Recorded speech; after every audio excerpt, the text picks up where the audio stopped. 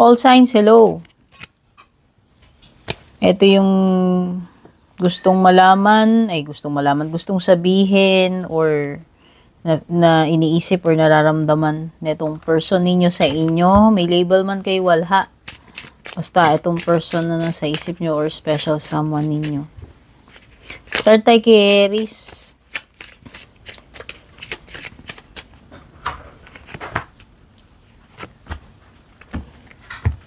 I have lost faith in you and cannot see a future with you anymore.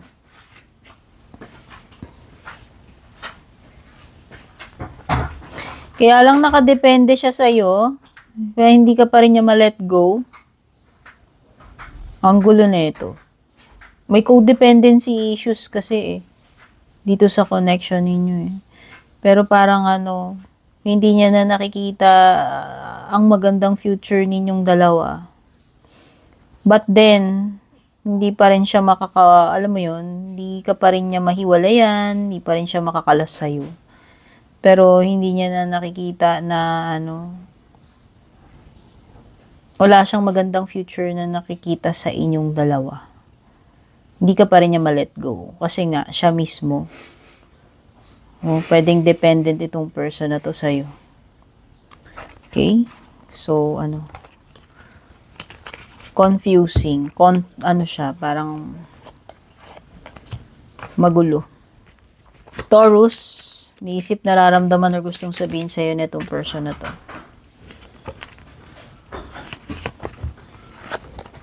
Kakonect mo, may label man kay wala, kung sino man itong special person na itay sa isip mo. I have lost all control of my life. I keep messing up.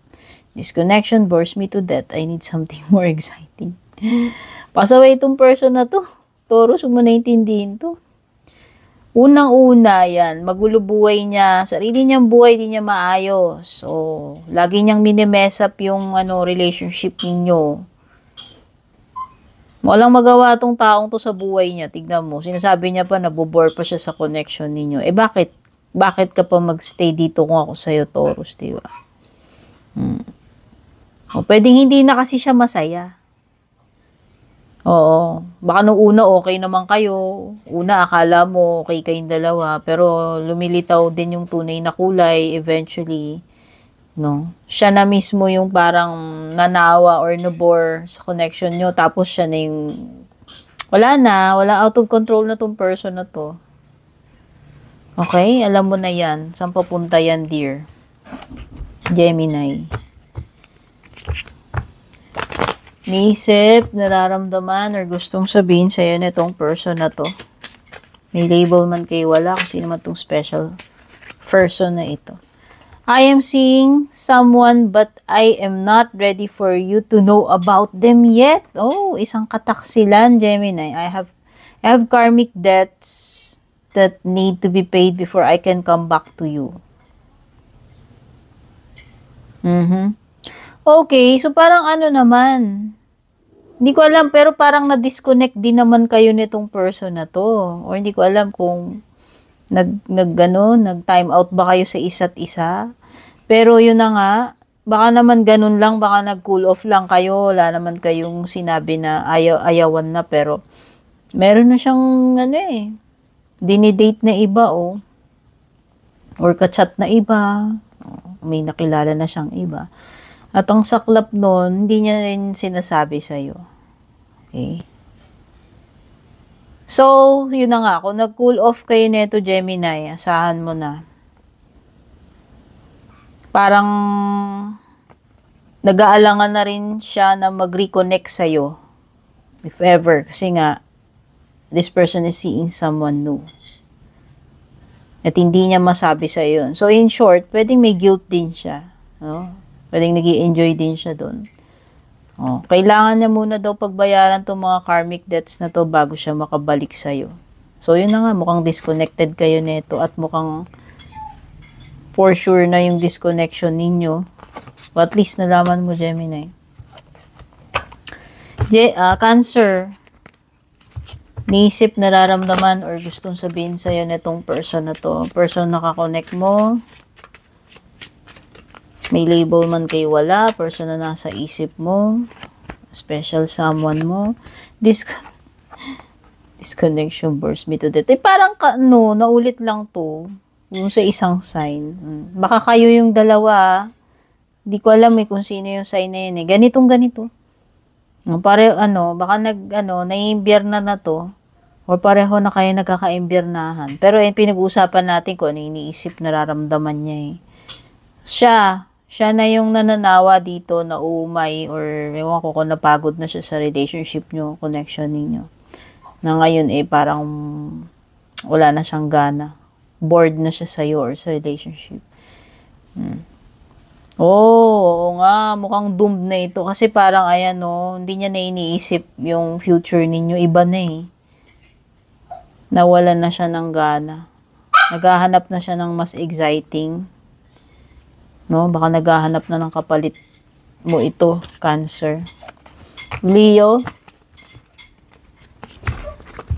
iniisip, nararamdaman, or gustong sabihin sa'yo nitong person na kakonect mo, may label man kay wala, kung sino man tong person na nasa isip mo or special.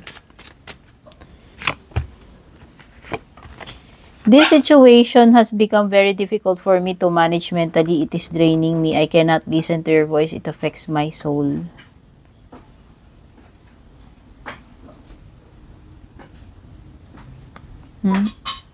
Hindi na siya komportable dito sa relationship ninyo.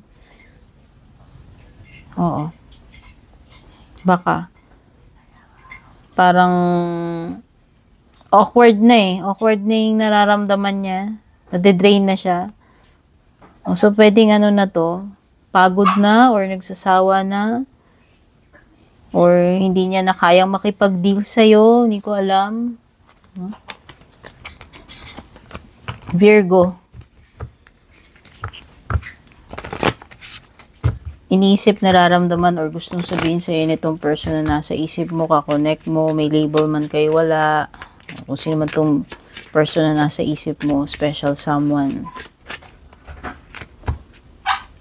My pride and ego got hurt. So, I wanted revenge. I wanted you to hurt too. Naku, Virgo, manda ka. Manda ka. Kasi talagang may galit sa'yo to. Sobrang nasaktan mo daw siya, yung pride niya, yung ego niya. Kaya gusto niyang gumante. Gusto niya maramdaman mo rin kung ano yung nararamdaman niya ngayon. Yari ka, Virgo. At hindi siya makamove forward dahil doon. Ayan, Meron din siya mga pinagsisisihan, which is kayo lang ang nakakaalam nito. So, yan. Hindi mananahimik tong tao na to, hindi rin siya makakamove forward hanggat hindi ka rin nasasaktan kagaya nung sakit na nararanasan niya ngayon.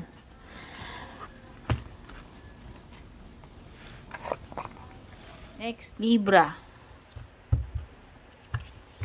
Iniisip, nararamdaman, or gusto sabihin sa'yo nitong person na kakonect mo or person na nasa isip mo, may label man kayo, wala.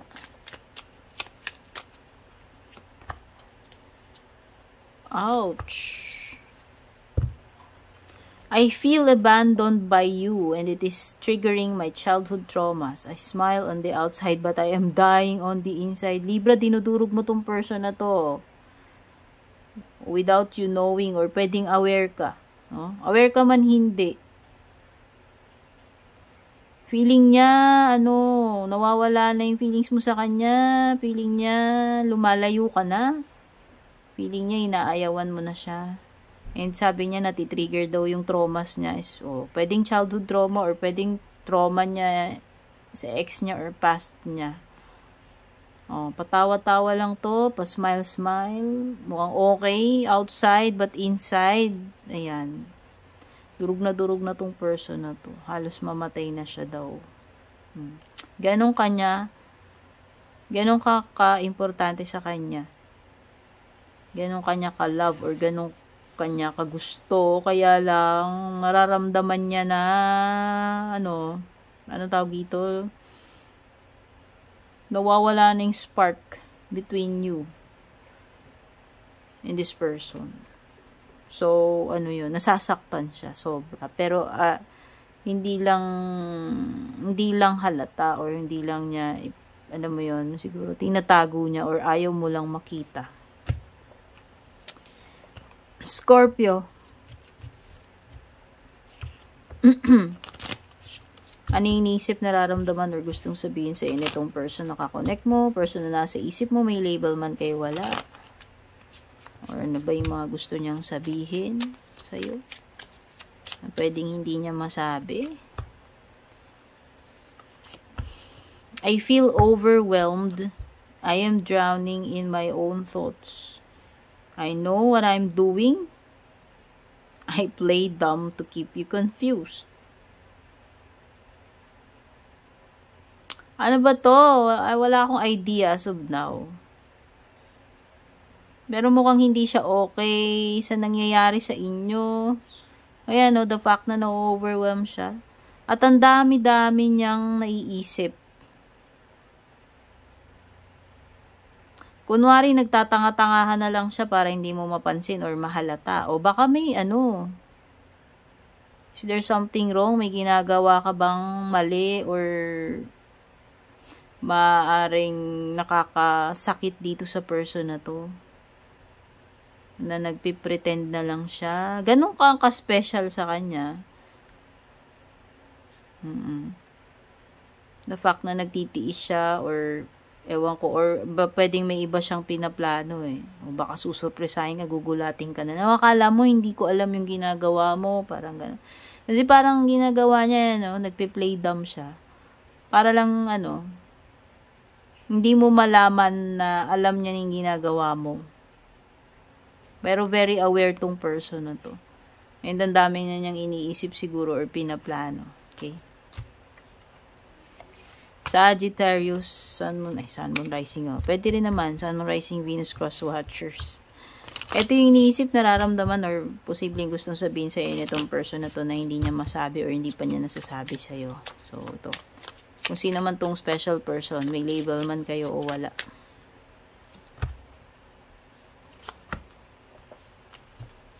I feel cold and detached from this connection. I can't feel emotions right now. I'm going through a roller coaster emotions. I won't admit it. Magulo to. Ano ba naman tong person mo? Hot and cold siguro. Pero right now, sinasabi niya na disconnected siya sa'yo, Wala na siyang maramdaman o namamanhid na? Ano ba to? Nawawala na ba to ng feelings? Mukhang tagilid to, Sagittarius. Roller coaster of emotion siya. Unpredictable. Tapos, ewan ko. Pero hindi pa rin niya aaminin sa'yo yun. So, bahala ka. Kung bahala ka manghula. Ano ba naman to? So, ibig lang sabihin to, pwedeng malabo na tong person na to. Kasi, ang gulo niya Siya mismo. Siya mismo yung magulo, hindi ikaw. Okay? So, alam mo na, Sagittarius, na itong person mo malabo. Malabong kausap, malabo na yung hinaharap ninyo. Next, Capricorn. Niisip, nararamdaman, or gustong sabihin sa'yo nitong person na to na hindi niya masabi or hindi niya nasabi. May label man kayo, wala. Kung sino man itong special person mo.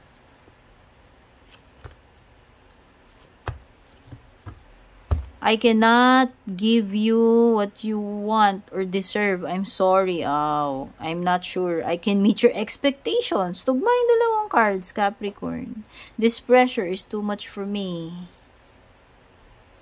Ay, ano ba yan? Bakit ganon? Hindi na ba talaga kaya? Mukhang super trying hard tong person na to, pero parang feeling niya talunan siya na hindi niya kayang maibigay sa'yo yung deserve mo or yung mga hinahanap mo, yung gusto mo in a person, in a relationship mo, diba? I'm not sure I can meet your expectations. Either this person has tried too hard and then wala pa rin, alam mo yon, hindi pa rin umabot sa expectation mo, or maybe pwedeng hindi siya dalawa lang yun Either nag-try hard na siya ng sobra or hindi siya nagtatry pa ng, alam mo yun, kulang sa effort. Pero sabi dito na pe-pressure siya. Okay? Hindi ko alam kung bakit at kung ano ba yung mga hinahanap mo, Capricorn, na hindi niya maibigay, na alam niya na hindi rin niya kayang ibigay. Ayan o. So, parang nag-aalangan na to. Nahihirapan siya. Aquarius. Niisip, nararamdaman, or gustong sabihin sa'yo nitong person. Nakakonect mo or person sa isip mo. May label man kay wala. Kung sino man tong special person mo. Para sa'yo. No one else makes me feel the way you do. But I'll take it to the grave before I tell you. Talaga lang. Sobra naman pride nito. I cannot listen to your voice. It affects my soul. Ouch. Ba't ganun?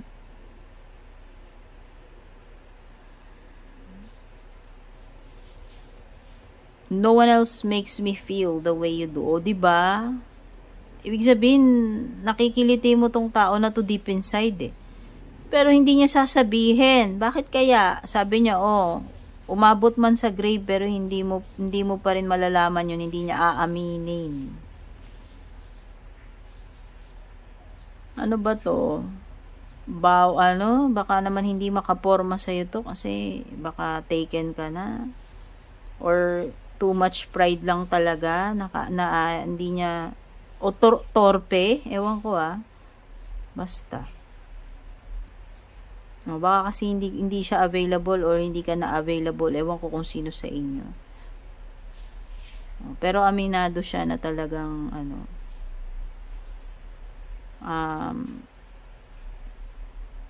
napapakilig mo tong person na to. No, ultimo marinig nga lang yung boses mo natutunaw siya. Wow, it affects my soul. Napasa lang talaga ako, Aquarius. Baka naman ikaw ang nakakaalam niyan bakit hindi niya aaminin or hindi niya sasabihin sa'yo. Okay. Hindi ko alam kung baka naman nai-intimidate sa'yo to. Baka takot mabasted or what, no? Or baka nga hindi na pwede o baka inayawan mo na, no? Hindi ko alam. Pisces. Yan. Ano yung iniisip, nararamdaman, or gustong sabihin sa'yo nitong person na nasa isip mo, person na nakakonect mo, may label man kayo, wala. O sino man tong special someone na ite sa buhay mo. Ayan. The situation has become very difficult for me to manage mentally. It is draining me. We are living two separate lives. Ay, Pisces, siguro ang complicated ng connection ninyo or ng relationship ninyo. Hindi niya na siguro kayang i-maintain tong connection ninyo. Baka meron ding baka may asawa na to o may jowa na to. Nahihirapan na siya, yung too much pressure or guilt siguro. Nadadrain niya siya to the point na nahihirapan, on the verge of calling it quits. We are living two separate lives. Diba? Baka kasi sabi ko nga, pwedeng may asawa ka na or siya, taken na siya or ikaw. Basta ang sabi ko nga, complicated yung ninyo, love story ninyo, love life ninyo or connection ninyo. Siguro nung una, iniisip niya na baka magwo-work pa, baka kakayanin niya, pero parang siya na yung almost bumibigay na dito sa connection ninyo, Pisces, no? Sorry naman. So, yan yung mga na-pick up kong energies sa kung ano yung iniisip, nararamdaman, or gustong sabihin sa'yo nitong person na to. Have a great day. Kita-kits sa next reading. Babush! And kung balak nyo pong mag-book or mag-inquire ng personal readings ko, basahin nyo lamang po itong nakasulat sa screen or yung nakalagay sa description.